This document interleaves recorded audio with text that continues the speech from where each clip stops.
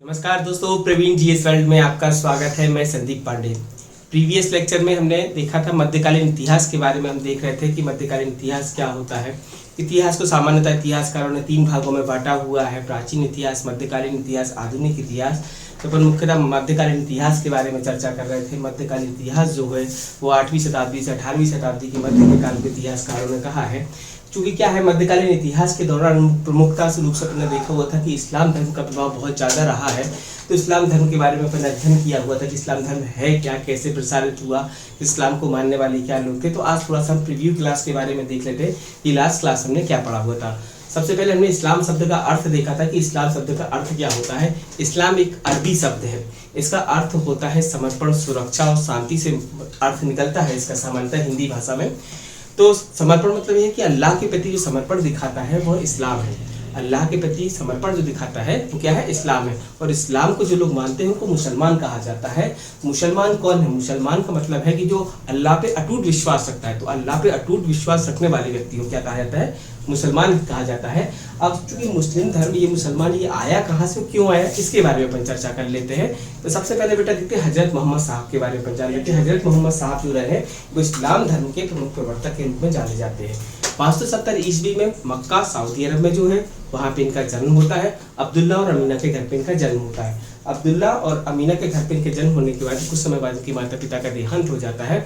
तो अबू तालिब नाम के इनके चाचा जी रहते हैं जो इनका पालन पोषण करते हैं। वही इनको पालन पोषण करते हैं, कुरैशी संप्रदाय के को लीड करते हैं वहाँ पे।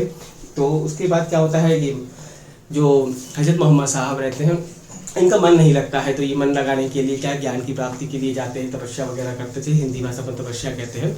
तो ऐसे ही 610 ईस्वी में क्या होता है, ये एक हीरा नामक गुफा है मक्का में, और वहाँ पे जाके ये हीरा नामक गुफा में जाते हैं। वहाँ ज्ञान की प्राप्ति इनको होती है। देवदूत जिब्राइल, अपने पढ़ा हुआ था, देवदूत जिब्राइल होते हैं। जिब्राइल और जिब्रील 2 अलग अलग शब्द हैं, मतलब है सेम, प्रोनाउंसिएशन में अंतर है थोड़ा सा। तो जिब्राइल आते हैं, देवदूत, और इन्हें ज्ञान की प्राप्ति दी जाती है। और ज्ञान की प्राप्ति में इन्हें पता चलता है कि ईश्वर एक है और वो निराकार है। बस इसी को ध्यान में रखते हुए ये इस्लाम धर्म का प्रचार प्रसार करना चालू कर देते हैं। जो इनके अनुयायी रहते हैं वो इनको 3 मुख्य उपाधियां देते हैं। अपन ने देखा होता है, नबी कहा जाता है इनको, रसूल कहा जाता है, हजरत कहा जाता है। अब ये क्या करते हैं, मक्का से मदीना की अपनी यात्रा करते हैं। जब ये मक्का से मदीना की यात्रा करते हैं, अपन ने देखा हुआ तो 622 ईस्वी में करते हैं। तो 622 ईस्वी को हिजरत कहा गया। क्या कहा गया? हिजरत कहा गया। और उसके जाने को, मतलब सॉरी, मक्का से मदीना जाने को हिजरत कहा गया। और उसी समय पे हिजरी संवत की शुरुआत होती है। आगे का समय चलता है 2-3 दिन के समय में 624, 625 और 627 में कुछ युद्ध होते हैं। बद का युद्ध होता है और का युद्ध होता है। तो इनके कार्यकाल में कुछ युद्ध भी होते हैं। उसके बाद 632 ईस्वी में इनकी मृत्यु हो जाती है और मृत्यु इनकी मदीना में होती है। अब क्या होता है, मुस्लिम धर्म का प्रचार प्रसार हो गया है, उसके अनुयायी हो गए हैं। मुख्य क्षेत्र जो है वो सऊदी अरब का क्षेत्र रहता है। अब इनके साम्राज्य को चलाएगा कौन? मुस्लिम धर्म में। तो क्या होता है, मुस्लिम समुदाय को या इस्लाम धर्म को मानने वाले जो लोग रहते हैं वो अपने में सिख प्रतिनिधि को चुनते हैं, जिसको कहा जाता है खलीफा। खलीफा एक्चुअली में एक प्रकार का धार्मिक पद होता है। जैसे अपने यहाँ संत का पद होता है, उसी प्रकार से मुस्लिम साम्राज्य में खलीफा का पद होता है। इस खलीफा के पद पे मुख्यतः प्रमुख सबसे पहले अबू बकर कुफी का नियुक्त किया जाता है। खलीफा माना जाता है पृथ्वी पर ईश्वर के प्रतिनिधि के रूप में इसको देखा जाता है। तो 4 प्रमुख खलीफाओं के बारे में जिक्र अपन ने किया हुआ था कि पहले प्रथम जो खलीफा थे अबू बकर कुफी थे, दूसरे थे उमर थे, तीसरे उस्मान थे, चौथे मोहम्मद अली, हजरत अली थे। तो हजरत अली जो रहे हैं, जो इनकी लड़की रहती हैं बीबी फातिमा, उनसे इनकी शादी होती है और उनके ये दामाद रहते हैं। ठीक है, इनके हजरत मोहम्मद साहब ये दामाद रहते हैं। तो प्रथम 3 जो थे, अबू बकर कुफी, उस्मान और उमर, ये जो रहते हैं ये सुन्नी संप्रदाय से रहते हैं और शिया संप्रदाय से अली रहते हैं। देखिए, खलीफा जो है इनका उद्देश्य तो धार्मिक प्रचार प्रसार करना था, मुस्लिम धर्म को फैलाना था। इनने फैलाया, लेकिन फैलाएंगे तो कैसे फैलाएंगे? दूसरा भी तरीका था कि इनने क्या किए, अपने कुछ प्रतिनिधियों को नियुक्त करते हैं। धीरे धीरे मुस्लिम साम्राज्य फैलता जा रहा था। साम्राज्य फैलने का तरीका ये था कि ये मुस्लिम धर्म का प्रचार प्रसार करना है। अब दूसरी कंट्री में जाना है, तो दूसरी कंट्री में जाएंगे तो इतनी आसानी से तो वो एक्सेप्ट करेंगे नहीं। तो एक्सेप्ट करने के लिए फिर क्या करते, लड़ाई वगैरह किया करते थे। और लड़ाई के माध्यम से मुस्लिम धर्म का प्रचार प्रसार करना और फिर वहाँ लूटपाट वगैरह करना, धन का संचय करना, इस चीज़ का कार्य ये करने लगे थे, संग्रह करना। तो इनने इतने बड़े साम्राज्य पे अब खलीफा तो शासन कर नहीं पाएंगे, तो खलीफा क्या करते थे, अपने प्रतिनिधियों की नियुक्ति करते थे। इन्हें अपने प्रतिनिधि नियुक्ति करना चालू किए। तो इस तरीके से कई क्षेत्रों में कई प्रतिनिधियों को नियुक्त किया। अब इनने क्या मुख्य क्षेत्र को क्या था इनका, मुस्लिम धर्म इस्लाम समुदाय का या इस्लाम धर्म का मुख्य क्षेत्र था अरब के आसपास के जितने क्षेत्र थे, ईरान था, इराक था, अफगानिस्तान था, सीरिया था, त्रिपोली था, मिस्र था, इन सारे क्षेत्रों को इन्हें जीतना चालू कर दिया। कुछ आक्रमण इनके यूरोप के क्षेत्र में भी रहे हैं और एशिया के क्षेत्र में भी रहे। ये चीज़ हमने देखी थी। फिर हमने देखा था कि खलीफा का पद कब सृजित हो रहा है, हजरत मोहम्मद के देहांत के बाद होता है। फिर इस पद की समाप्ति के बारे में हमने देखा हुआ था, यह इनका पद जो होता है सेब्रे की संधि के तहत, जो 1920 में मित्र राष्ट्रों और ओटोमन साम्राज्य के बीच होती है। एक्चुअली में क्या होता है, प्रथम विश्व होता है 1914 से 1918 के बीच, 1914 से 1918 के बीच में प्रथम विश्व युद्ध होता है। विश्व युद्ध के उपरांत क्या होता है, जो ये ऑटोमन तुर्की साम्राज्य रहता है, इन तुर्की साम्राज्य को ही ऑटोमन साम्राज्य कहा जाता है और यहाँ पे खलीफा का प्रभाव रहा है। तो खलीफा क्या करते थे, यहाँ वहाँ साम्राज्य विस्तार के लिए जब चाहे तब युद्ध करते रहते थे। तो इसको खत्म करने के लिए ऑटोमन साम्राज्य और उसके बीच किसके मित्र राष्ट्रों के बीच एक संधि होती है जिसे सेब्रे की संधि कहा जाता है 1920 में। जब इसको समाप्त किया जाने लगता है तो उसके पहले की ये घटना रहती है कि प्रथम विश्व युद्ध समाप्त हो जाता है तो भारत में भी क्या है, खलीफा के पक्ष में एक आंदोलन होता है जो हमने बताया था, वो खिलाफत आंदोलन। खिलाफत आंदोलन 19 फरवरी 1919 को भारत में होता है, जिसको शौकत अली और मोहम्मद अली लीड करते हैं और ये खलीफा के पक्ष में रहता है। खिलाफत मतलब हम खलीफा के पक्षधार हैं, इस तरीके से इसका मीनिंग निकलता है। फिर बेटा क्या होता है कि ये 1924 में मुस्तफ़ा कमाल पाशा आते हैं जो तुर्की के साम्राज्य के रहते हैं, वो क्या करते हैं, इसको पूर्णतः खलीफा के पद को समाप्त कर दिया जाता है। तो ये पूरी खलीफा की प्रक्रिया थी। अब चूंकि खलीफा जो है, जो हजरत मोहम्मद साहब के बाद आ रहे हैं, पदों पे बैठ रहे हैं, साम्राज्य का विस्तार कर रहे हैं, तो इन्हीं की जो मुख्य भूमिका रही है मध्यकाल के दौरान, उसी के बारे में हमने चर्चा किया होता। तो अब क्या होता है, इराक का एक एरिया रहता है, अपने देखा हुआ था, इराक का जो शासक होता है वो हिज्जाक रहता है। हिज्जाक क्या करता है, अपने साम्राज्य का विस्तार करना चाह रहा है, साम्राज्य का विस्तार करना चाह रहा है। तो हिज्जाक क्या करता है, उसको साम्राज्य के विस्तार के लिए वो आक्रमण करता रहता है आजू बाजू में। तो इराक से एक श्रीलंका के लिए हिज्जाक का एक जहाज जाता है। उस जहाज को क्या होता है, देवल बंदरगाह है जो गुजरात का क्षेत्र रहता है, वर्तमान में कराची का एरिया कहलाता है, जो सिंध प्रांत की राजधानी, सिंध प्रांत का वो क्षेत्र रहता है वो बंदरगाह। उस देवल पे इनका जहाज गुजरता रहता है श्रीलंका से लौटते समय। ये श्रीलंका पे आक्रमण करते हैं, वहाँ से इनका जहाज लौटता है, वहाँ पे लुटेरे उसको लूट लेते हैं। हिज्जाक क्या करता है, इनसे कहते हैं इससे दाहिर कौन है, दाहिर जो है वो सिंध प्रांत का राजा हो रहता है उस समय पे। उससे ये क्या कहते हैं कि भाई तो हमें उसका भुगतान करो, और वो भुगतान करने से मना कर देता है। इनका कहना ये रहता है कि इस समय के इस क्षेत्र के राजा आप हैं, आप राजा हैं, तो आपको ही क्या देना होगा, हर्जाना देना होगा, क्योंकि आप वहाँ के डाकुओं को नियंत्रित करने में सक्षम नहीं है। तो ये दाहिर क्या करते हैं, मना कर देते हैं। दाहिर कह देते हैं हिज्जाक से कि हम पैसा नहीं देंगे भाई, ये लुटेरों का काम है, लुटेरों पे किसी का नियंत्रण रहता नहीं, क्योंकि समुद्री लुटेरे हैं। तो ये बात हिज्जाक को खराब लगती है। तो हिज्जाक क्या करता है, अपने 2 सेनापतियों को भेजता है, पहले उबैदुल्ला को भेजता है, फिर बाद में बुदेल को भेजता है। उबैदुल्ला को दाहिर मार देते हैं, बुदेल को दाहिर मार देते हैं। अब क्या हिज्जाक पे बात अड़ जाती है, तो हिज्जाक कहते हैं अपने गुलाम व दामाद इनके जो रहते हैं मोहम्मद बिन कासिम को सिंध पे आक्रमण करने के लिए भेजते हैं। ये चीज़ हमने देखी हुई थी।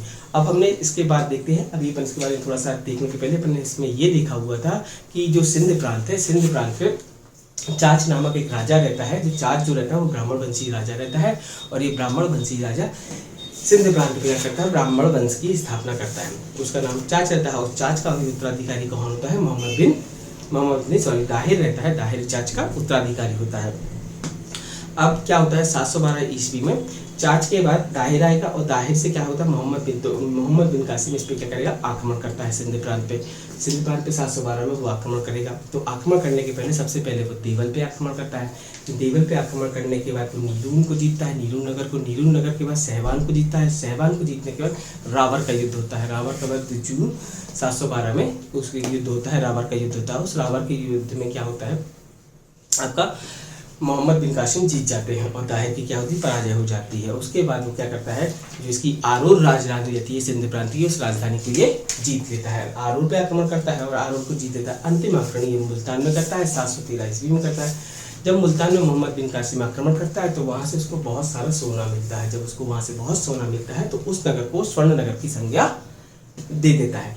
स्वर्ण नगर की संज्ञा देने के बाद हमें फिर वो वापस लौटता है। वापस लौटेगा तो वापस लौटते पे उसकी क्या होती है, मृत्यु हो जाती है। और इसकी इन सारी चीज़ों की जानकारी हमें अली अहमद की किताब चचनामा से मिलती है। इतिहासकारों में जो रहे हैं अली अहमद, उनकी किताब है चचनामा। इसी चचनामा को क्या है, अबू बकर कुफी के द्वारा इसके लिए उसमें कन्वर्ट कराया जाता है, कि इसमें फतेहनामा नाम से फारसी भाषा में कन्वर्ट कराया जाता है।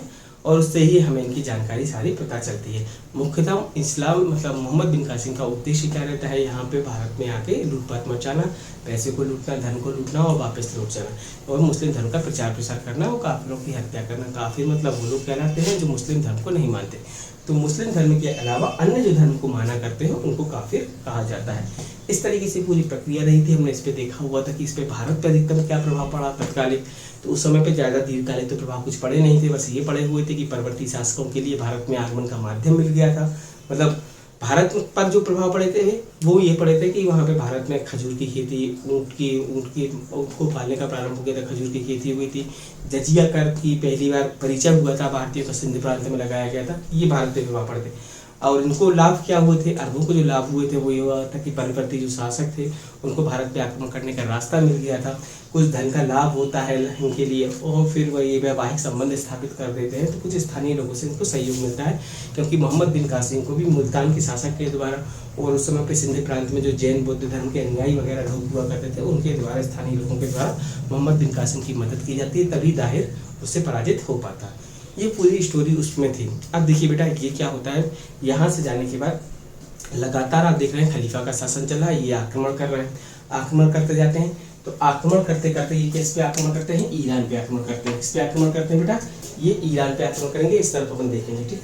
ये किस पे आक्रमण करेंगे, ईरान पे। किस पे आक्रमण करेंगे, ईरान पर आक्रमण करते हैं। ईरान पे जब आक्रमण करते हैं तो ईरान के लोग भागते हुए जाते होते हैं, तुर्की चले जाते हैं। कहाँ जाते हैं, तुर्की। तुर्की का एक क्षेत्र है, तुर्की का क्षेत्र जो है वो तुर्कमिस्तान है। कौन सा क्षेत्र बेटा, तुर्कमिस्तान। तुर्कमिस्तान क्षेत्र में जाके ईरान के लोग क्या हो जाते हैं, बस जाते हैं। जब ये तुर्कमिस्तान क्षेत्र में जाके बस जाते हैं तो ये तुर्की लोग कहलाने लगते हैं। इन्हीं तुर्की लोग तुर्कमिस्तान क्षेत्र में एक व्यक्ति रहता है जिसका नाम रहता है अलप्तगीन। क्या नाम रहता है बेटा, अलप्तगीन। अलप्तगीन नाम रहता है। अलप्तगीन क्या करता है, 963 ईस्वी में, कब बेटा, 963 ईस्वी में। 963 ईस्वी में अलप्तगीन क्या करता है, यहाँ पे तुर्क साम्राज्य की स्थापना करता है। किसकी स्थापना करेगा बेटा, तुर्क साम्राज्य की स्थापना करेगा। कौन करेगा, अलप्तगीन करता है। अब बस यहाँ से बेटा तुर्क भारत पे तुर्क आक्रमण के बारे में हम देखेंगे। आज का लेक्चर हमारा शुरू होगा तुर्क आक्रमण की प्रारंभ से, कि भारत पे तुर्कों का आक्रमण कैसे शुरू होता है, क्या होता है, ठीक है। भारत पे सबसे पहला सफल आक्रमण अरबों का जो रहा था वो किसका रहा था, मोहम्मद बिन कासिम का। कब रहा था, 712 ईस्वी में रहा था। कुछ प्रश्न हमने आपके लिए बताए हुए थे, उन प्रश्नों को आप प्रीवियस क्लास में एक बार देख लीजिएगा तो उससे आपको और क्लियर हो जाएगा। आज हम भारत के तुर्क आक्रमण के बारे में देखेंगे कि तुर्क आक्रमण क्या होता है और तुर्क आक्रमण की शुरुआत कैसे होती है और इसका अंत कैसे होता है। तो सबसे पहले अपन देख लेते हैं कि 963 ईस्वी में हमने आपको बताया था अलप्तगीन जो होता है वो तुर्क साम्राज्य का क्या होता है, शासक बनता है, ठीक है। अलप्तगीन के बाद इसके 4 और शासक यहाँ पे आएंगे। पहले शासक आता है इसका इस्साक। कौन आता है, इस्साक।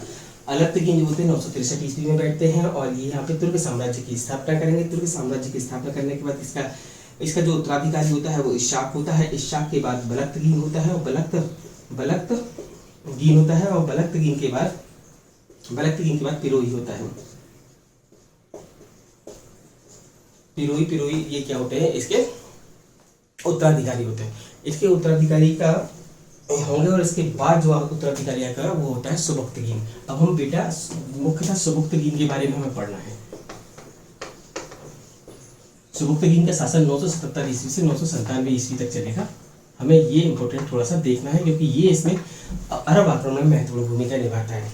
तो तुर्क साम्राज्य में सबसे पहले किसने, अलप्तगीन ने 963 में तुर्क साम्राज्य की स्थापना करता है। तुर्क अलप्तगीन के बाद इसका शासक कौन होता है, इस्साक बनता है। बलक्तगीन होता है, पिरोई बनता है। अब अलप्तगीन का ही दामाद होता है, कौन होता है बेटा, अलप्तगीन का दामाद जो होता है कौन है, सुबक्तगीन होता है। ये दामाद होता है और दामाद एवं गुलाम होता है। ये कौन है, दामाद एवं गुलाम है। किसका दामाद एवं गुलाम है, ये अलप्तगीन जो है ना दामाद है और गुलाम है किसका, सुबक्तगीन जो है दामाद एवं गुलाम है किसका, अलप्तगीन का। 977 ईस्वी से 997 ईस्वी में बैठता है। इसके बारे में बेहाकी एक राइटर है, लेखक है बेहाकी, जो कि मोहम्मद गजनवी के समय, महमूद गजनवी के समय भारत में आते हैं। तो ये महमूद गजनवी के संरक्षण को प्राप्त होता है बेहाकी को। बेहाकी किताब लिखेंगे तारीख सुबक्तगीन। कौन सी लिखते हैं, तारीख सुबक्तगीन। इस किताब से हमें सुबक्तगीन के बारे में पूरी जानकारी प्राप्त होती है। ऐतिहासिक स्रोत जो है बेहाकी की किताब है तारीख सुबक्तगीन, उससे हमें प्राप्त होती है। सुबक्तगीन क्या करते हैं, हिंदू शाही वंश का शासक जो है, इसका हिंदू शाही वंश के शासक है जयपाल। कौन है, शासक है हिंदू शाही वंश का शासक है जयपाल। और ये जयपाल को क्या करते हैं, पराजित करते हैं। जयपाल को पराजित कब करते हैं, 986 ईस्वी में। कब करते हैं, 986 ईस्वी में। बेटा सबसे पहले आप एक थोड़ा सा मैप देख लो, मैप से आपको बिल्कुल क्लियर हो जाएगा कि एक्चुअली में स्थिति क्या है। ये भारत का मैप होता है, भारत का मैप आप देखोगे तो भारत का ये मैप में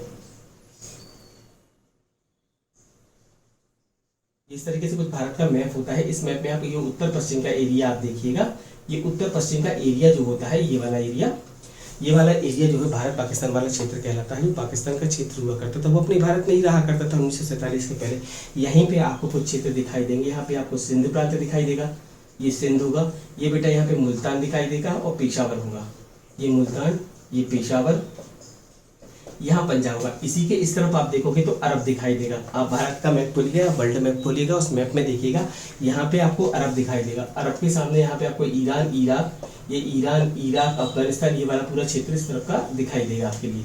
ठीक है, भारत का मैप खोलिएगा, उसमें देखिएगा तो ये यहाँ पे शासन कर रहे हैं। अफगानिस्तान का जो बगदाद वाला इलाका है, इस तरफ देखिएगा आप। ठीक है, तो यहाँ पे ये शासन कर रहे हैं। यहाँ से ये सिंध पे ये क्या करेंगे, आक्रमण करेंगे। क्लियर है, सिंध का शासक ये यहाँ पे इन लोगों ने शासन किया। अब अपन को देखना है भाई यहाँ पे हिंदू शाही वंश के बारे में। तो मुख्यतः बेटा हिंदू शाही वंश जो रहा है भारत के कश्मीर क्षेत्र में रहा हुआ है। कहाँ पे रहा है, कश्मीर क्षेत्र में। लेकिन कश्मीर क्षेत्र के अंतर्गत भी कौन सा क्षेत्र रहा है, आपका मुल्तान का क्षेत्र रहा है। पेशावर और मुल्तान का क्षेत्र जो रहा है वो हिंदू शाही वंश के अंतर्गत रहा हुआ है, और ये जम्मू कश्मीर वाला एरिया उसके अंतर्गत कंसिडर किया जाता है। तो इस तरीके से मैप को आप देखिएगा और आपको क्लियर हो जाएगा। ठीक है, तो इस वाले इलाके पे हिंदू शाही वंश का संचालन चलता है। और हिंदू शाही वंश के बारे में अपन थोड़ा सा देख लेते हैं कि हिंदू शाही वंश क्या है। फिर इसके बाद अपन महमूद गजनवी के बारे में देखेंगे कि महमूद गजनवी है कौन। जो हिंदू शाही वंश है, कौन सा वंश है बेटा, हिंदू शाही वंश। ये हिंदू शाही वंश है, इसकी वंश की शुरुआत जो करती है कल्लर नामक एक कल्लार नामक एक मंत्री रहता है, जो इसमें स्वतंत्र हिंदू शाही वंश की स्थापना करता है। ये देखो अपन ने यहाँ देखा हुआ था कि तुर्कों ने यहाँ पे तुर्कमेनिस्तान मतलब तुर्क साम्राज्य की स्थापना हुई थी यहाँ पे, तो एक तुर्क शाही वंश चलता था। तुर्क शाही वंश के अंतर्गत ही कल्लार क्या था, एक मंत्री था। ठीक है, उस मंत्री पे ने क्या किया, स्वतंत्र रूप से जम्मू कश्मीर का जो इलाका रहता है, कश्मीर का क्षेत्र, उसमें हिंदू शाही वंश की स्थापना करता है। कल्लार का उत्तराधिकारी होता है जयपाल। कौन होता है बेटा, जयपाल होता है। कल्लार का उत्तराधिकारी होगा जयपाल। और इसी जयपाल के विरुद्ध क्या होता है, 986 ईस्वी में सुबुक्तगीन आक्रमण करता है और उसको जीत लेता है। देखो क्या है, यहाँ पे हिंदू शाही वंश का क्षेत्र है, और ये हिंदू शाही वंश की क्षेत्र की सीमा और ये तुर्कों वालों की सीमा क्या होती है, आपस में टच करती थी। तो इनकी सीमा को क्या होता है, टच करती थी। टच करने के कारण इनमें आपसी प्रतिद्वंद्विता लगातार बनी रहती थी। इसी प्रतिद्वंद्विता के कारण क्या है, इनमें युद्ध लगातार चलते रहते थे। तो ये लगातार इस क्षेत्र पे आक्रमण करते थे, क्योंकि भारत में क्या था, धन बहुत ज्यादा हुआ करता था उस समय पर। और जो यहाँ अरब वाले क्षेत्र के जो लोग हुआ करते थे या इस्लाम धर्म को मानने वाले लोग जो रहते थे, उनको सबको ये कहानियों में, स्टोरियों में बताया जाता था कि भारत एक है वो ऐसा मुल्क है जहाँ पे बहुत ज्यादा धन और संपदा है। तो इस तरीके से इनके मन में भारत में ये रहा है इस चीज को लेके कि भारत हमें आक्रमण करेंगे तो वहाँ धन दौलत प्राप्त होगी। तो अब ये क्या करते हैं, हिंदू शाही वंश का जो शासक रहता है कल्लार इसके हिंदू शाही वंश की स्थापना करता है। उसका उत्तराधिकारी होता है जयपाल। जयपाल के बाद जयपाल का पुत्र होता है अनंगपाल। कौन होता है बेटा, अनंगपाल। और अनंगपाल के बाद होता है त्रिलोचन पाल। कौन होता है, त्रिलोचन पाल।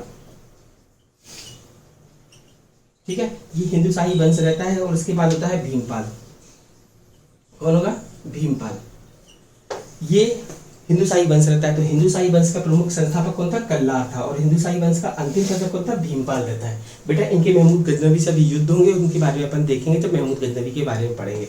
तो ये हिंदू शाही वंश है, और हिंदू शाही वंश के ये शासक हो जाते हैं। लगातार क्या होते हैं, महमूद गजनवी से और सुबुक्तगीन से लड़ाई इनकी चलती रहती है।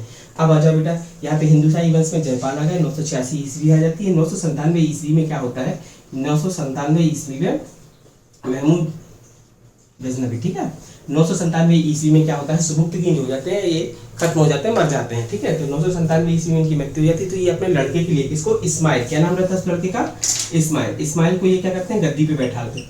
तो इस्माइल गद्दी पे बैठता हुआ है तो ये चीज महमूद गजनवी को अच्छी नहीं लगती है, क्योंकि सुबुक्तगीन के 2 लड़के होते हैं। सुबुक्तगीन कितने लड़के हो जाएंगे बेटा, 2 बच्चे हो जाएंगे। एक लड़का हो जाएगा इस्माइल और दूसरा लड़का कौन सा हो जाएगा इनका, महमूद गजनवी। और महमूद गजनवी जो रहता है वो बड़ा लड़का होता है।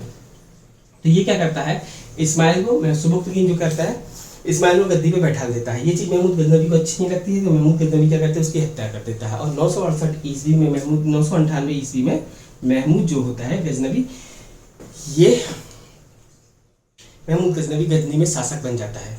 ठीक है, तो इसका साम्राज्य कहाँ पे बनेगा? गजनी में, अफगानिस्तान। कहाँ पे? गजनी, अफगानिस्तान। यहाँ पे ये गद्दी पे बैठेगा। क्लियर है? ये हो जाती है आपकी महमूद गजनवी की किस्सा। अब महमूद गजनवी के बारे में बहुत अच्छे से विस्तार रूप से देख लेते हैं कि एक्चुअली महमूद गजनवी करता क्या है। महमूद गजनवी जो होता है 998 ईस्वी में गद्दी पे बैठेगा, क्योंकि महमूद गजनवी का जन्म 971 ईस्वी में होता है। कब होता है बेटा? 971 ईस्वी में इसका जन्म हो जाएगा महमूद गजनवी का। महमूद गजनवी के जन्म हो जाने के बाद ये 998 ईस्वी में क्या होता है? गद्दी पे बैठता है। 998 ईस्वी में गद्दी पे बैठेगा। तो इसको मुख्यतः इसकी कुछ उपाधियां इसको मिलती हैं, उन उपाधियों के बारे में देख लेना है कि ये 998 ईस्वी में गद्दी पे बैठेगा, साम्राज्य का संचालन करेगा। ठीक है, तो साम्राज्य का संचालन करने के लिए क्या है? अपने भाई की मृत्यु मार के बैठता है। तो ये क्या करता है? अपने साम्राज्य के लिए खलीफा से सहमति मांगता है। क्या मांगता है? अनुमति लेता है। खलीफा से ये अनुमति लेता है साम्राज्य के संचालन के लिए, क्योंकि इसके पहले सुबुक्तगीन रहता है। सुबुक्तगीन ने अपने साम्राज्य को विस्तार बहुत कर लिया था। साम्राज्य के विस्तार के लिए, साम्राज्य के संचालन के लिए खलीफा की अनुमति की आवश्यकता थी। तो ताकि महमूद गजनवी को मान्यता मिल जाए। जब महमूद गजनवी को ये मान्यता मिल जाती है, तो खलीफा से अनुमति मिल जाती है, तो महमूद गजनवी को वो कुछ उपाधियां देते हैं। उन उपाधियों में सबसे पहली उपाधि होती है सुल्तान की। तो महमूद गजनवी की इस उपाधि से मिलता है, सुल्तान की उपाधि से बैठता है। तो तुर्क साम्राज्य का वो प्रथम शासक जिसको सुल्तान की उपाधि दी गई थी, वो कौन था? महमूद गजनवी था। ठीक है, भारत पर आक्रमण करने वाला तुर्क साम्राज्य का प्रथम आक्रमणकारी कौन था? तो वो सुबुक्तगीन था, जिसने 986 ईस्वी में जयपाल के विरुद्ध किया था। ठीक है, तो सुल्तान की उपाधि मिल जाती है। इसको एक उपाधि और मिलती है, यमीन उद्दौला। इसकी यमीन उद्दौला और अमीन उल मिल्लत। अमीन उल मिल्लत, ये उपाधियां इसको कहाँ मिलती हैं? यमीन उद्दौला। ठीक है, ये यमीन उद्दौला का मतलब कहलाता है, यमीन उद्दौला का मतलब कहलाता है साम्राज्य की दाहिनी भुजा, और अमीन उल मिल्लत का अर्थ होता है धर्म का संरक्षक होता है। इसके अलावा इसको बुस सिकन भी कहा जाता है। बुस सिकन का अर्थ होता है मूर्ति भंजन। क्या है? ये आक्रमण करेगा। आखिरी में देखिएगा, अब ये जब महमूद गजनवी आएगा तो सोमनाथ मंदिर पर आक्रमण करेगा, मथुरा वृंदावन पर आक्रमण करेगा। तो यहाँ पे आता है और इन मंदिरों को तोड़ता है। इन मंदिरों को तोड़ने के कारण इसको बुस सिकन भी कहा जाता है। सुल्तान की उपाधि मिलती है, यमीन उद्दौला की उपाधि मिलती है, अमीन उल मिल्लत की उपाधि मिलती है इसके लिए। ठीक है, इसके दरबार में कुछ इसके विद्वानों का ये संरक्षक होता है। तो इसके दरबार में कुछ विद्वान रहते हैं। उन विद्वानों को के बारे में अपन देख लेते हैं कि किन विद्वानों के समय में रहे हैं और किनको उसने संरक्षण प्रदान किया है। तो इसमें प्रथम विद्वान, जो प्रमुख विद्वान रहे, उनके बारे में देख लेते हैं। सबसे पहले दिन का उतबी देख लेते हैं, जो उतबी, अलबरूनी और फिरदौसी। बेटा फिरदौसी, ये इसके दरबार में कुछ विद्वान रहे हैं। इन विद्वानों ने कुछ किताबें लिखी। इन्हीं किताबों से हमें इस चीज़ की जानकारी मिलती है कि तुर्क साम्राज्य किस तरीके से स्थापित हुआ था। ठीक है, तो उतबी ने किताब लिखी है, किताबुल यामीन। कौन सी बेटा?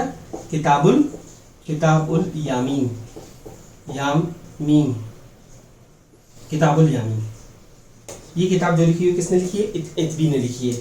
इसके अलावा यह तारीख यामिनी या तारीख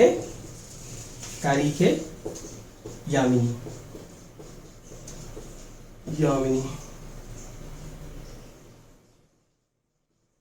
इस किताबें उतबी की रही हैं। अलबरूनी ने लिखी है किताबुल हिंद,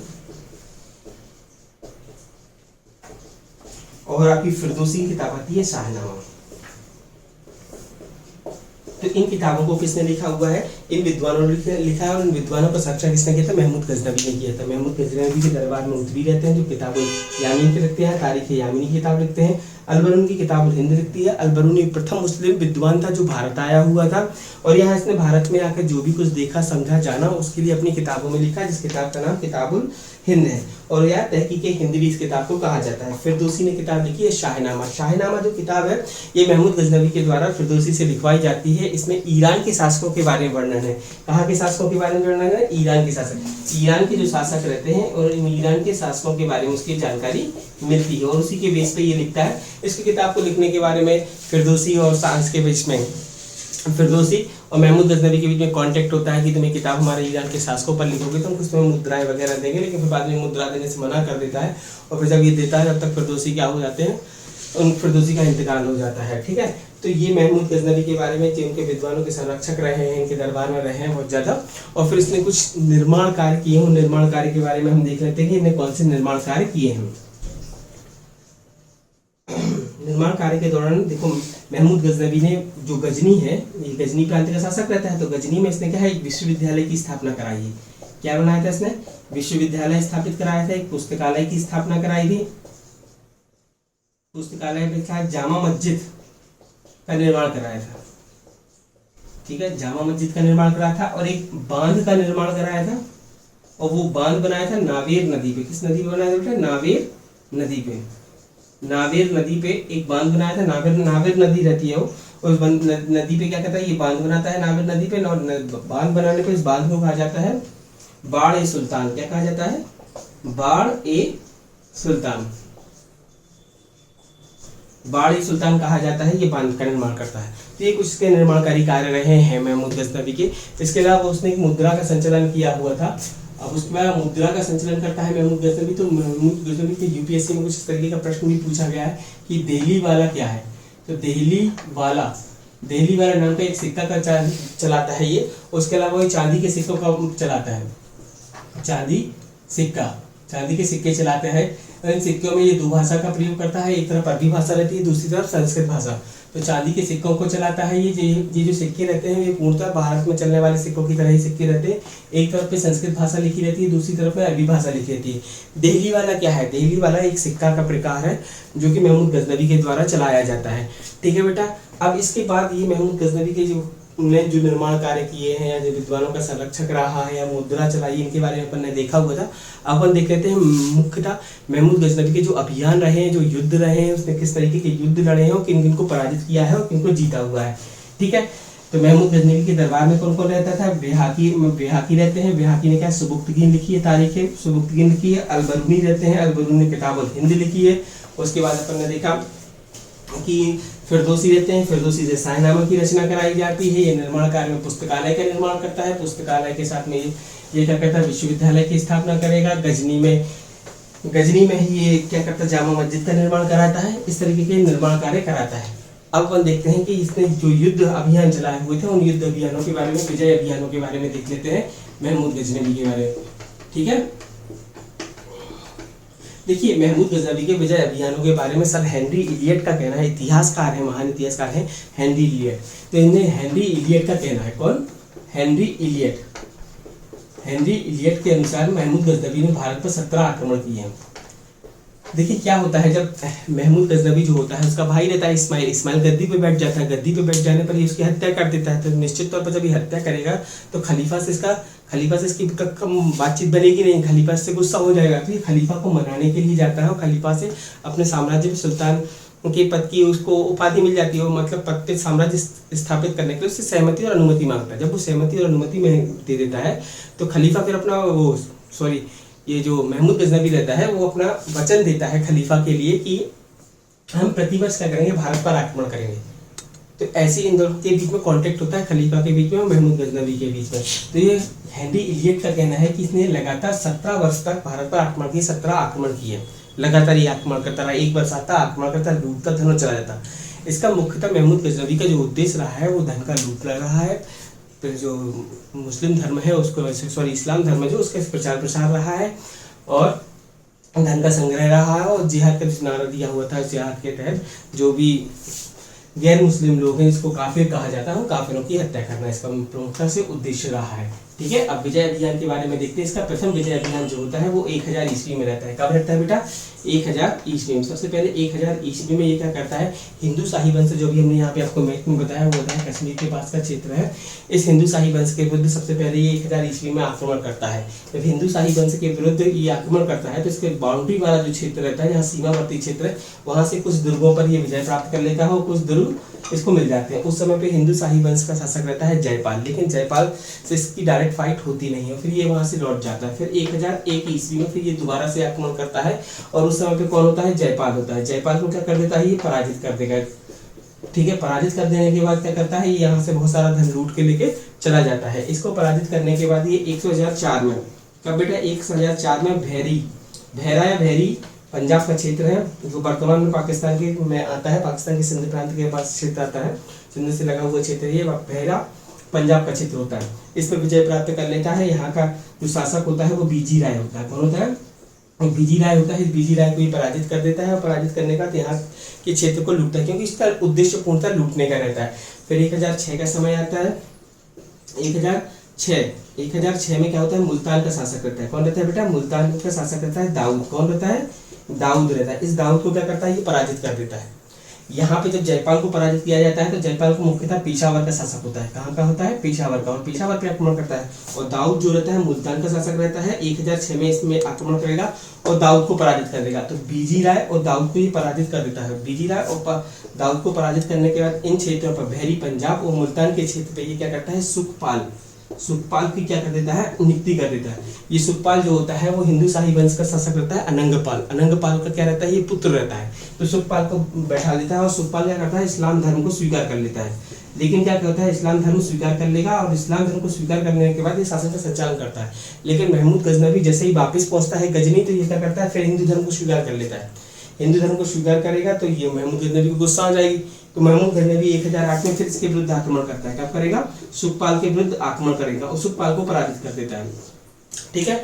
फिर उसके बाद 1009 का समय आता है। 1009 में ये 1009 के समय पे ये अलवर राजस्थान का अलवर है जो नारायणपुर का क्षेत्र है। नारायणपुर अलवर राजस्थान का क्षेत्र रहता है। यहाँ पे ये आक्रमण करेगा और राजस्थान पे आक्रमण करता है और यहाँ पे लूटपाट मचा देता है। 1009 पे जीतने के बाद 1014 का समय आता है। 1014 में ये थानेश्वर पे आक्रमण करता है और थानेश्वर को लूट लेता है। थानेश्वर को लूट लेने के बाद क्या होता है, 1018 का समय आता है। 1018 में ये फिर आक्रमण करता है और इस बार आक्रमण करेगा ये, तो ये गुर्जर प्रतिहार शासक रहते हैं राज्यपाल फिर रहते हैं कहाँ के शासक, कन्नौज देखो हमेशा से उत्तर भारत का प्रमुख केंद्र रहा है, राजनीतिक केंद्र में। यहाँ बहुत सारे कन्नौज पर आक्रमण होते हैं। तो कन्नौज का किला भी बहुत ज्यादा फेमस रहा है, यहाँ पे बहुत से शासकों ने आक्रमण किए लेकिन बहुत कम लोग ही उसको जीत पाए। तो कन्नौज पे आक्रमण करता है। कन्नौज पे आक्रमण करने के बाद ये वृंदावन एवं मथुरा, कौन सा बेटा इलाका है, वृंदावन एवं मथुरा, इन दो मंदिरों को लूटता है। कौन, महमूद गजनवी क्या करेगा, 1018 में कन्नौज पर आक्रमण करेगा। कन्नौज पर आक्रमण करने का वृंदावन और मथुरा के मंदिरों को तोड़ता है और यहाँ से जो धन संचय वगैरह मिलता है, सोना चांदी वगैरह मिलता है, उनको लूट के ले जाता है। कन्नौज का जो उस समय पे शासक रहता है वो कौन रहता है, राज्यपाल रहता है। राज्यपाल क्या रहता है, महमूद गजनवी जब आक्रमण करता है तो ये डर के भाग जाता है। जब ये डर के भाग जाएगा तो ये बात चंदेल शासक रहता है विद्याधर। कौन रहता है बेटा, विद्याधर को ये चीज पसंद नहीं आती है। ये चंदेल शासक है विद्याधर, क्योंकि ये साम्राज्य जो है कन्नौज की सीमा चंदेल से लगी हुई रहती है, चंदेल वंश के साम्राज्य से लगी हुई रहती है। तो ये बात विद्याधर को पसंद नहीं आती कि राज्यपाल बिना लड़े हुए महमूद गजनवी से क्या किया है, भाग गया। तो विद्याधर क्या करता है, अन्य हिंदू शासकों को भी भड़काता है और भड़काने पर इस राज्यपाल की क्या कर देता है, हत्या कर देता है। जब ये बात राज्यपाल की हत्या की जानकारी, ये किस संबंध है राज्यपाल का, गुर्जर प्रतिहार से। किस वंश से संबंध इसका, गुर्जर प्रतिहार से। गुर्जर प्रतिहार शासक रहता है राज्यपाल। अब विद्याधर जब ये बात विद्याधर इसकी हत्या कर रहा है राज्यपाल की जानकारी महमूद गजनवी को लगती है, तो महमूद गजनवी को इस बात का बुरा लगता है। तो वो आके फिर से दोबारा आक्रमण करेगा। वो दोबारा आक्रमण क्यों करेगा, 1019 में विद्याधर के विरुद्ध आक्रमण करता है, लेकिन विद्याधर से उसकी लड़ाई होती नहीं है। ठीक है। फिर उसके बाद फिर दोबारा आक्रमण, एक बार फिर आक्रमण करेगा 1021 में। 1021 में फिर विद्याधर के विरुद्ध आक्रमण करता है। इसके पहले क्या करता है, ये ग्वालियर का कीर्तिराज, ग्वालियर का शासक रहता है कौन, कीर्तिराज। कहाँ का शासक है बेटा, ग्वालियर का शासक है कौन, कीर्तिराज के विरुद्ध क्या करता है, आक्रमण करता है। कीर्तिराज को पराजित कर देगा और इसी समय ये विद्याधर से लड़ता है, लेकिन लड़ाई ना होकर फिर इन दोनों के बीच में एक संधि हो जाती है। इस संधि के तहत कुछ दुर्ग हैं, उन दुर्गों पे क्या दे देता है, उसको दे देता है, महमूद गजनवी के लिए दे देता है। और फिर विद्याधर एकमात्र ऐसा शासक निकलता है जो कि महमूद गजनवी के आक्रमणों का प्रतिरोध करता है और साथ में उससे पराजित नहीं होता है। तो एकमात्र हिंदू शासक ऐसा रहता है विद्याधर और महमूद गजनवी के समय में जो उससे पराजित नहीं होता है। ये प्रश्न पीएससी में पूछा गया हुआ है। ठीक है। उसके बाद कीर्तिराज को पराजित करेगा, ये विद्याधर से संधि हो जाएगी। विद्याधर से संधि हो जाने के बाद 1025 ईस्वी का समय आएगा। कब का बेटा आएगा, 1025 ईस्वी का समय आएगा। ये अनिलवाड़ा पे आक्रमण करता है। किस पे करता है, अनिलवाड़ा जो इलाका है गुजरात का क्षेत्र है। यहाँ का शासक जो रहता है वो मूलराज प्रथम रहता है। कौन रहता है, मूलराज प्रथम रहता है, या इसको मूलराज प्रथम या भीमदेव प्रथम कहा जाता है। ठीक है। ये कहा था मूलराज प्रथम। भीमदेव प्रथम जो होता है वो अनिलवाड़ा का शासक रहता है, 1025 ईस्वी का समय रहता है। वो इस पे आक्रमण करेगा, इसको पराजित कर देता है। फिर इसके बाद है आगे बढ़ते हुए अनिलवाड़ा से ये काठियावाड़ जाएगा। कब जाएगा, 1025 में ही ये जाएगा काठियावाड़। काठियावाड़ में बेटा कौन सा मंदिर है? काठियावाड़ के पास सोमनाथ का मंदिर है। कौन सा मंदिर है बेटा? सोमनाथ। इस सोमनाथ मंदिर पर ही आक्रमण करेगा और सोमनाथ मंदिर में जो शिवलिंग रहता है उसको ही तोड़ देता है। उस शिवलिंग को तोड़ने के बाद उसके पत्थरों को लेता है, साथ में गजनी ले जाता है। गजनी में जो उसने जामा मस्जिद बनाई होती है, जामा मस्जिद की सीढ़ियों पे लगा देता है ताकि उसके जो भी लोग हैं मुस्लिम अनुयायी हैं जो मस्जिद जाया करते हैं उस पर पैर रखते हुए जाए। मतलब एक प्रकार से वो मॉरल तोड़ना चाहता है, उसी हिसाब से ये कार्य करते हैं। ठीक है, तो ये काठियावाड़ के सोमनाथ मंदिर को लूटता है, यहाँ से बहुत सारा धन लेके चला जाता है। अब जब ये धन लेके लूटते हुए जाता है तो देवल के पास क्या रहता है? क्षेत्र रहता है, वहाँ पे जाट लोग रहते हैं। कौन रहते हैं बेटा? जाट। सिंध प्रांत के क्षेत्र में जाट लोग रहते हैं और जाट लोग क्या करते हैं? इसको जो सोमनाथ मंदिर से ये लूट के ले जाता है सामान, उसको में रोकते हैं उसके लिए। ठीक है, तो उसको लूट लेते हैं। सोमनाथ मंदिर के जो ये लूट के ले जा रहा है उस पर भी फिर ये लोग जाट वाले उसको प्रतिरोध करते हैं, रोकते हैं और उससे कुछ सामान और उसका धन क्या लेते हैं? छीन लेते हैं। तो इसके बाद ये जाटों के विरुद्ध 1027 ईस्वी में आक्रमण करता है। कब करेगा? 1027 ईस्वी में जाटों के विरुद्ध ये आक्रमण करता है और जाटों के विरुद्ध आक्रमण करने के बाद जाटों को पराजित कर देता है। ठीक है, और फिर इसका 1030 ईस्वी में, कब बेटा? 1030 ईस्वी में इसकी मृत्यु हो जाती है।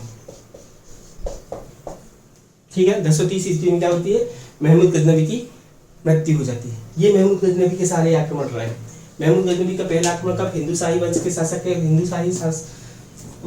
के विरुद्ध रहता है। 1001 में ये जयपाल से डायरेक्ट फाइट करता है, ताकि जयपाल क्या होता है? हिंदू शाही वंश का शासक रहता है। हिंदू शाही वंश कहाँ पे है? कश्मीर वाले क्षेत्र में है।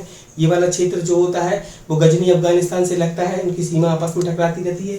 फिर इसके बाद 1004 में ये बहरा पंजाब पे शासन पर आक्रमण करता है। बहरा पंजाब जो क्षेत्र, पंजाब का बहरा क्षेत्र, वहाँ पे आक्रमण करता है। बहरी या बहरा दो शब्द है तो देख लेना उसमें। तो उस पर आक्रमण करता है। वहाँ का शासक रहता है बीजी राय, बीजी राय को पराजित करेगा। फिर मुल्तान का शासक रहता है दाऊद, दाऊद को पराजित करता है। इन दोनों क्षेत्रों को जीत लेने के बाद यहाँ पे सुखपाल को बता देगा। सुखपाल आएगा तो इस्लाम धर्म को स्वीकार कर लेगा। महमूद गजनवी वापस लौटता है तो ये सुखपाल दोबारा हिंदू धर्म स्वीकार कर लेता है। हिंदू धर्म को अपनाने के बाद महमूद गजनवी गुस्सा हो जाता है, फिर इस पर आक्रमण करता है 1008 में। 1009 में आएगा ये अलवर, नारायणपुर क्षेत्र है अलवर राजस्थान में, वहाँ पे आक्रमण करता है, वहाँ से लूट के ले जाता है सामान। फिर 1024 में आएगा, फिर थानेश्वर पे आक्रमण करेगा। फिर 1018 में कन्नौज का शासक रहता है राज्यपाल। राज्यपाल किस बात से संबंध है? गुर्जर प्रतिहार शासक है। गुर्जर प्रतिहार शासक है। राज्यपाल क्या हो जाएगा? बिना लड़े भाग जाएगा। फिर ये वृंदावन और मथुरा को लूट लेते हैं, वहाँ के मंदिरों को तोड़ देते हैं। फिर उसके बाद विद्याधर से क्या होता है? विद्याधर राज्यपाल की हत्या कर देगा। तो विद्याधर से बदला लेने के लिए फिर आक्रमण करता है।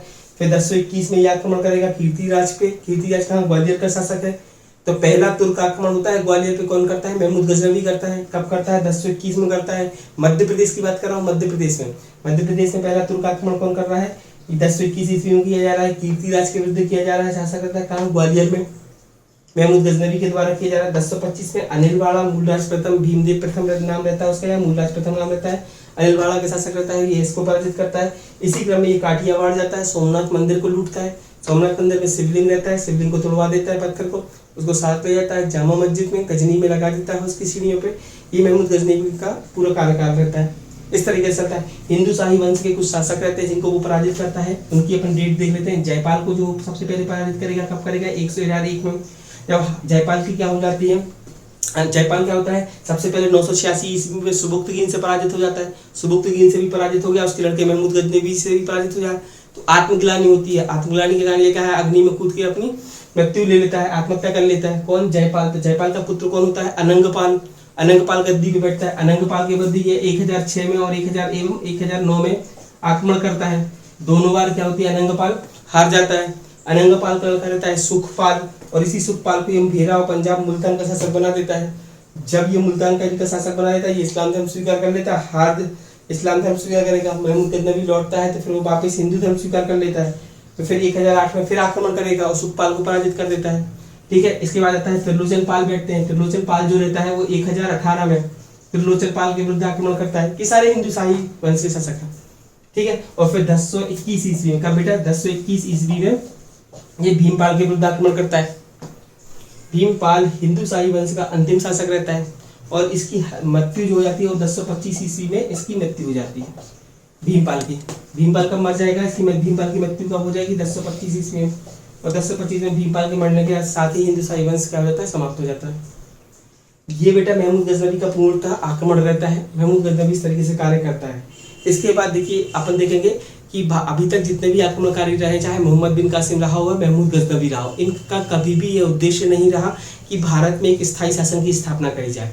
भारत में स्थायी शासन की स्थापना जो करी जाएगी वो मोहम्मद गौरी के बाद आने से होगी। मोहम्मद गौरी आएंगे, मोहम्मद गौरी का गुलाम आएगा कौन, कुतुबुद्दीन ऐबक, फिर वहाँ से गुलाम वंश की स्थापना शुरू होगी। कुतुबुद्दीन ऐबक से फिर ये साम्राज्य की स्थापना का काम होगा, क्योंकि गौरी आएगा, गौरी पृथ्वीराज चौहान को हराएगा, तराइन का युद्ध होगा, प्रथम होगा, द्वितीय होगा, तृतीय होगा, चतुर्थ होंगे, ऐसे युद्ध होंगे, तराइन के युद्ध होंगे। और युद्ध होने के बाद क्या होता है, युद्ध होंगे, और युद्ध होने के बाद धीरे धीरे से साम्राज्य का विस्तार होना चालू हुआ, क्योंकि ये जो शासक रहे हैं जैसे मोहम्मद गौरी रहे, तो मोहम्मद गौरी अपने जो गुलाम रहते हैं उनको यहाँ छोड़ जाते हैं शासन करने के लिए। तो कुतुबुद्दीन ऐबक आएगा, कुतुबुद्दीन ऐबक के बाद और भी शासक आते जाएंगे और वो शासन करते जाएंगे, और फिर वंश चेंज होंगे। कुतुबुद्दीन ऐबक गुलाम वंश आएगा, गुलाम वंश के बाद उसके खिलजी वंश आएगा, तुगलक वंश आएगा, सैयद वंश आएगा, लोधी वंश आएगा, फिर इसके बाद मुगल साम्राज्य शुरू होगा। तो इन सब का, इसके पहले महमूद गजनवी तक के जो शासक रहे हैं, जिनने भी आक्रमण किया है, इनका सबका उद्देश्य धन को लूटना रहा है, ना कि स्थायी शासन की स्थापना। अगले लेक्चर में अपन मोहम्मद गौरी को देखेंगे और गुलाम वंश की शुरुआत करेंगे।